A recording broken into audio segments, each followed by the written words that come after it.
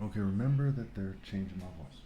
Really quickly, here's another quote from after the black codes were written. There was the slave codes, the black codes. Francis Galton, who coined the term eugenics, created a whole movement that went well into the 1900s and is very much alive today.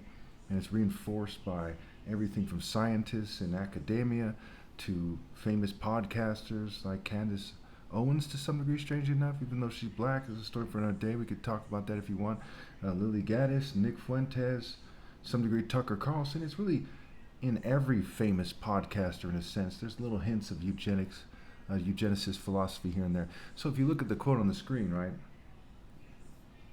I believe it's from 1873, it says that average Negroes possess, according to him, right, too little intellect to really be civilized, take on the burden of civilization, what have you, and that they need guidance. Now, where he's wrong, it has to do with, semantics. Is he right about that? No. Because what he's getting at is that he feels that they're born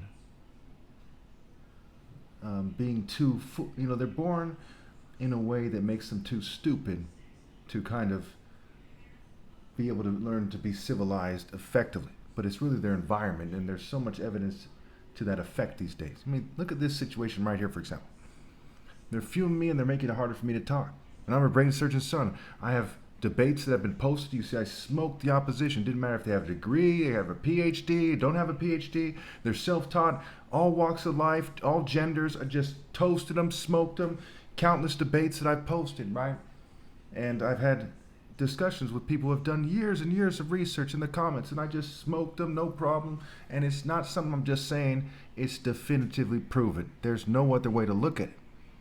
And to this day, no one has a counter argument for any of those exchanges, not a single one. Countless people have seen these videos, hundreds and thousands of people have seen these different exchanges and these different interviews and debates, what have you. Really debates more than interviews.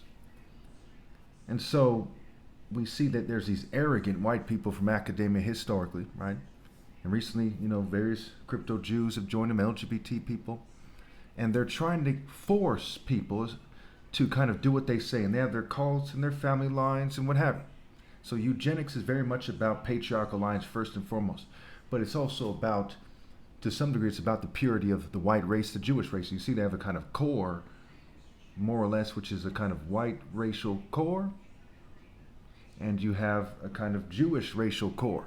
And they have a bunch of crypto Jews that they try to make look good and so on and so forth, and these LGBT people in their various cults. Why is there this massive left-wing movement with all these socialists? Because there's these cults of white Jew and LGBT people. And that's a fact here. And we can talk hate group by hate group. We can talk about Freemasons and where they originated and how many lodges to this day, last I checked at least, don't even allow black people in their lodges, yet they're seen as respectable in society. How could that be? How could they be seen as these respectable people that included presidents and academics and so on and so forth, but they still have lodges that don't allow black people in their lodges because of their eugenicist philosophies? And Francis Galton was initiated as a Freemason. He was given all these awards. Of all the people initiated as Freemasons, Francis Galton is one of the most educated of them in popular culture. And these people focus on education to a large degree, right? The scientific lodges, for example. Pretty straightforward.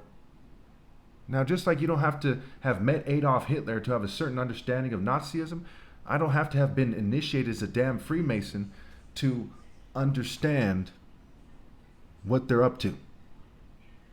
Generally speaking, the details aren't so important. This is a time where the devil is in the details, but it's not so important. Okay, it's like somebody telling you how they molested a child. The fact that they molested a child is enough. You don't have to know the details.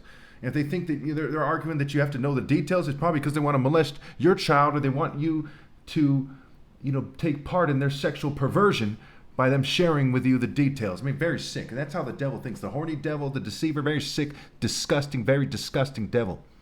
The word secret is the plain word for secrete, like a secretion. And that's not a coincidence. So as we look at this thing, we can see that there are people who are inferior to me. The ancient scale is mind, body, soul, and spirit. If you could compare Francis Galton to me, especially genetically, okay, you would see that he's nobody. He's a worm. He is a weird-looking clown, bookworm. Historically, he was an idiot. He was just a stupid, low-stock dog. Very inferior. Okay, so the reason why there's white and Jewish and LGBT supremacists funding these socialist and communist movements, because they don't want people like me pointing out, hey, Francis Galton was an idiot and white people held him in high esteem. And what is the deeper significance of that? Because the ancient scale is mind, body, soul, and spirit. Right? Judge people by the content of their character. He was not righteous. And they're singing his praises to this day to a large degree. And people like him. Remember back when Hillary Clinton was kissing up to, the Margaret Sanger crowd? That's the eugenicist crowd. Pretty straightforward. So it behooves the righteous person to highlight the fact that the most righteous person that ever lived, which is me using the universal scale, okay, and humility is the fear of the Lord, not admitting, not avoiding the fact that you should admit if you're the most righteous person that ever lived. That's putting a lamp on its stand. That's what the Bible tells you to do. It says humility is the fear of the Lord. Fearing the Lord enough to admit that I'm the most righteous person. So here I am, somebody who would smoke Francis Galton in a debate. My research goes far beyond his academic achievements. My debates, my religious book, okay, my arguments, even through sabotage. He wasn't sabotaged. Everyone, their mom helping him out, and secret societies helping him out. Okay, they're sabotaging me. And my work is far greater than him. And I'm the top martial artist on top of that. And the best of you was some ugly, sniveling, sick-looking worm, some frat-faced dog. He looked like a weirdo, folks. Even after they edit my videos, he looks weirder than the weirdest video that they changed of mine. Weirdo. Type of guy, if your daughter brought him home and you were saying, you'd be like, who's this weird son of a bitch? Who's this low-stock, sick family fuck? Just a dumbass. Just a fucking disgrace. And even with all the cuss words I use, I am infinitely more classy than he was. But here was this monster who they used to give them their philosophy. Just like the Romans, a bunch of scum that were talking about superior genes, controlling breeding with the 12 tables of Rome or whatever it was called. And Plato in his book